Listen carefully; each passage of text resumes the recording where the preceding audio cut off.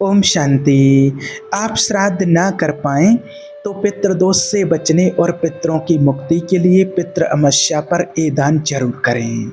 देखिए, आज का ये टॉपिक इसलिए लिया है कि जब से ही पितृपक्ष चल रहा है, काफ़ी दिन से मेरे पास बहुत कमेंट आ रहे हैं इसके लिए, और कल कॉल भी आया और 2-3 लोगों ने मुझे मैसेज भी किया है जो आपको सुनाते हैं। एक भाई हैं, उन्होंने लिखा है, एक कमलेश करके भाई हैं, उन्होंने लिखा है कि भाई जी हम पितृदोष से कैसे बच सकते हैं, इसके बारे में कोई उपाय बताइए।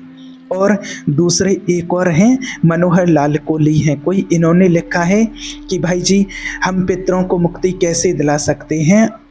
मुझे किसी ने बताया है कि आपके ऊपर पितृदोष है और आपके पितृ मुक्त नहीं हुए हैं, और उसको करने के लिए उन्होंने बहुत सारे अनुष्ठान बताए हैं। और अभी मैं इतना कर नहीं सकता हूँ, इतना सामर्थ्य नहीं, मेरे पास इतना पैसा नहीं है जितना उन्होंने अनुष्ठान बताया है। तो प्लीज़ इसके लिए कोई सहज विधि हो तो हमें बताइए। तो देखिए, आप सभी को बताएं कि आजकल हर किसी को आज ऐसे भ्रमित किया जाता है। कई लोग बता देते हैं कि आपके ऊपर पितरों का दोष चल रहा है, आप पितृदोष से कैसे बच सकते हैं, आपके पितरों को मुक्ति दिलाओ, आपके पितृ अभी मुक्त नहीं हुए हैं। ऐसे काफ़ी उलझनों में जब लोगों को डाल देते हैं तो लोग बड़े परेशान हो जाते हैं। कोई श्राद्ध कर पाते हैं, कोई नहीं कर पाते हैं, या फिर किसी न किसी प्रकार से कोई और बड़े अनुष्ठान बता देते हैं कि जब आप ये काम करेंगे तब आपके पितरों को मुक्ति मिलेगी। तो देखिए, सबसे पहली बात आप सभी को बता दें कि अगर आपको पितृदोष से बचना है, जो कमलेश भाई जी ने लिखा है कि पितृदोष से कैसे बच सकते हैं हम, तो सबसे पहली चीज़ तो ये है कि जो भी आपके माता पिता, दादा दादी, जो भी आपके पास वर्तमान में हैं, अभी जो चले गए हैं उनके लिए बाद में बताते हैं कि उनको क्या कहना है। लेकिन अगर जिनके पास अभी वर्तमान में हैं और वो चाहते हैं कि हमेशा पितृदोष से बचे रहें, तो अपने माता पिता की दिल से सेवा अभी कीजिए। अगर आपने अभी उनकी सेवा कर ली तो आपको फिर फॉर्मेलिटी करने की ज़रूरत नहीं रहेगी, क्योंकि रियलिटी अभी होती है। जो माता पिता अभी आपके पास हैं उनको आप दिल से खिलाइए, उनकी दिल से सेवा कीजिए। आपके ऊपर कोई पितृदोष नहीं रहेगा, ना पितरों का ऋण रहेगा किसी प्रकार का। और यही रियलिटी होती है पितृदोष से बचने की, क्योंकि जब आप माता पिता को अभी दिल से खिलाते पिलाते हैं, उनकी सेवा करते हैं, तो उनकी दुआएं कमाते हैं, और ये दुआएं अकाट्य होती हैं, जिनका कोई काट नहीं होता है, और ये कई सारे आपके विघ्नों को नष्ट कर देती हैं। ये ऐसी दुआएं होती हैं। और जो चले जाने के बाद करते, जैसे किसी की मृत्यु हो जाती माता पिता की, उसके पास श्राद्ध करना उसके बाद में, या कुछ पितृदोष के लिए कुछ और सारे जो आडंबर करते हैं, वो तो ये समझो कि फॉर्मेलिटी है।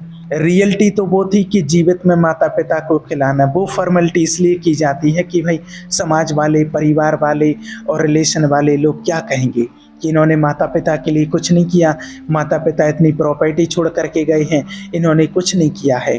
तो ये वास्तविकता होती है कि आप जीवित में ही उनको दिल से सेवा करें और उनको अच्छे से खिलाएं पिलाएं। जीवित में माता पिता को किसी वृद्धाश्रम में ना छोड़ करके आएँ, और उनको एक एक रोटी या एक एक निवाले के लिए, एक एक गिलास पानी के लिए ना तरसाएं। ये होता है पितृदोष से बचने का सबसे अच्छा और सहज उपाय। अब दूसरी चीज़ कि जिनके माता पिता पूर्वज जो थे वो चले गए हैं, और अगर उनको किसी ने बताया कि आपके ऊपर पितरों का ऋण है, पितृदोष है, या आपके पितृ मुक्त नहीं हुए हैं, तो देखिए, सबसे पहली बात तो आपको बता दें कि ऐसा नहीं होता है कि कोई भी आत्मा, कोई भी आपके पूर्वज थे उनकी आत्मा है और वो अभी कहीं बंधन में फंसी हुई है, उसको मुक्ति नहीं मिली है। ऐसा नहीं होता है।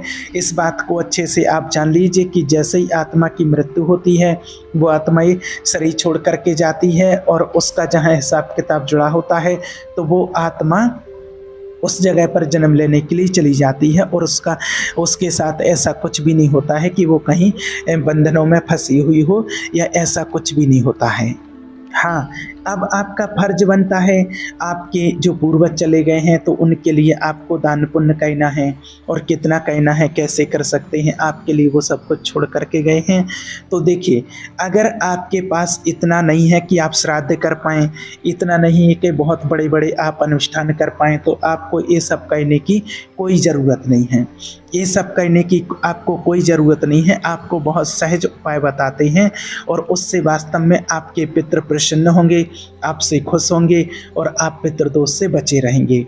सबसे पहली बात तो देखिए, अगर जिस दिन उनका दिन होता है या आप श्राद्ध करते हैं या उनके दिन के नाम पर कुछ भी करते हैं, तो उस दिन, और अगर उस दिन आप नहीं कर पाए हैं तो पितृ अमावस्या के दिन आप अपने पितरों के लिए आपको क्या कहना है, सबसे पहले आपको सुबह उठना है। और अगर ये काम आप ब्रह्म मुहूर्त में करें तो बहुत ही अच्छा होगा, और ब्रह्म मुहूर्त में आप नहीं कर सकते हैं तो सुबह जब भी आप उठते हैं, उठ करके अपने घर की साफ सफाई आदि करके, उस रूम की साफ सफाई करके, और जहाँ पर भी माना आपने अपने पितरों की माना पूर्वज थे, पिताजी माताजी, ये जो भी उनकी तस्वीर रखी हुई है, उस अलमारी की, उस कमरे की सबसे अच्छे पहले तो आप सफाई कीजिए, अच्छे से सफाई करके, और फिर माना आप वहाँ पर नहा धो करके ही आपको वहाँ की सफाई करनी है।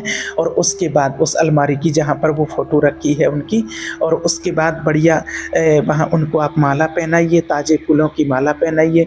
माला पहना करके वहाँ पर एक दीपक जगाइए। दीपक जगा करके और आप कम से कम 30 मिनट तक वहाँ पर, अगर आप मेडिटेशन की विधि को जानते हैं तो आप मेडिटेशन कीजिए, मेडिटेशन नहीं जानते तो आप नाम जप कीजिए। कोई भी अच्छे भगवान के सुंदर गीत भजन बजाइए, और वहाँ पर आप आधा घंटे, कम से कम 1 घंटे करें तो और अच्छा होगा, नहीं कम से कम आप 30 मिनट तक मेडिटेशन कीजिए। और मेडिटेशन में उनसे बात कीजिए और भगवान से प्रार्थना कीजिए। भगवान से बोलिए कि प्रभु, ये आत्माएं जहाँ भी हों, इनको सच्ची शांति मिले और इनको मुक्ति मिले। ये जहाँ पर भी हों, जिस भी परिवार में इनका जन्म हो, और इनको फुल सपोर्ट मिले, अच्छे परिवार में इनका जन्म हो। और आप एकचित होकर के ध्यान कीजिए, मेडिटेशन कीजिए, उन आत्माओं की मुक्ति की कामना कीजिए या नाम जप कीजिए। और नाम जप करने के बाद, मेडिटेशन करने के बाद आप भगवान से प्रार्थना कीजिए कि प्रभु, इसका जो भी पुण्य मिले वो मुझे नहीं चाहिए, ये आत्माएं जहाँ भी हों उन तक ये पुण्य पहुँच जाए। और बस जो आप वो दिल से जो दुआएं करते हैं, जो उनके लिए बोलते हैं, और आप दिल से बोलना कि आप हमारे लिए बहुत कुछ करके गए हैं, आप छोड़ करके गए हैं, हम आपका बहुत दिल से शुक्रिया करते हैं कि जो आज हम आपकी दी हुई प्रॉपर्टी पर रह रहे हैं, और हमें आपने इतने अच्छे से पालना दी, इतने अच्छे से हमारा सब कुछ संभाला, हमारा जीवन धन्य बनाया, उसके लिए हम आपका बारंबार शुक्रिया करते हैं, धन्यवाद करते हैं, और परमात्मा से प्रार्थना करते हैं कि आप जहाँ भी हों हमेशा खुश रहें। सो इस तरीके से आपको मेडिटेशन करना है, नाम जप करना है, प्रार्थना करना है, और ये प्रार्थना करते हुए अपने पितरों के लिए दुआएं मांगनी है, परमात्मा से ऐसा आपको बोलना है। उसके बाद आपको क्या कहना है, देखिए इसमें आप 2 चीज़ें हैं। अगर हो सकता है आप अपने घर में सात्विक विधि से आप भोजन बनाइए, प्रसाद बनाइए। आप प्रसाद ही बना रहे हैं, प्रसाद बना करके और आप अपने घर में भगवान के लिए भोग लगाइए और अपने पितरों के लिए भोग लगाइए। वहाँ पर भोग लगाइए, भोग लगा करके फिर आपको क्या कहना है, देखिए अगर आपके पास इतना पैसा नहीं है कि आप कोई बड़ा अनुष्ठान कर सकें, या आप 150 लोगों को, ब्राह्मणों को या किसी को खिला सकें, इतना अगर आपके पास नहीं है तो जो आपको बताते जा रहे हैं बस आपको इतना कहना है कि अगर आप अपने घर में सात्विक भोजन बनाइए, सात्विक भोजन बना करके अपने घर में छोटी छोटी कन्याओं को बुलाइए। आप 11 कन्याओं को खिला सकते हैं, 21 कन्याओं को खिला सकते हैं, तो उनको खिलाइए। और आप जो भी उनको छोटा मोटा दान दे सकते हैं, 5 रुपये, 10 रुपये, या जो भी कुछ भी अनाज वो दे सकते हैं, तो वो उन छोटी छोटी कन्याओं को आप दान दीजिए। दूसरी चीज़, अगर थोड़ा बहुत और आप कर सकते हैं, अगर आपके मान लीजिए आप कन्याओं को नहीं बुला सकते या कन्या आपके पास नहीं है, ऐसा कुछ कंडीशन बनती है, तो अगर आपके घर के आसपास वृद्धाश्रम है जहाँ वृद्ध माता पिता कोई रहते हैं, तो उनको जा कर के आप भोजन बना करके और खिला करके आइए। जितना हो सके पॉसिबल हो आप अपने घर पर ही सात्विक होकर के, सात्विक तरीके से बना, शुद्ध सच्चाई सफाई से भोजन बनाइए। जैसा आप भोग बनाते हैं परमात्मा को, ऐसा भोग बना करके और फिर आप उनके लिए भोजन कराइए। और ज़रूरतमंद जो हैं, जो भूखे हैं वास्तविकता में, उनको भोजन कराइए। और उनके दिल से जो दुआएं निकलेंगी तो वो आपको तो तृप्त करेंगी ही, लेकिन जहाँ भी आपके पूर्वज जो आत्मा जहाँ जन्म ले चुकी होंगी, जहाँ भी होंगी, उन आत्माओं को भी शांति का एहसास होगा, उन आत्माओं को शांति मिलेगी और वो आत्माएं तृप्त होंगी।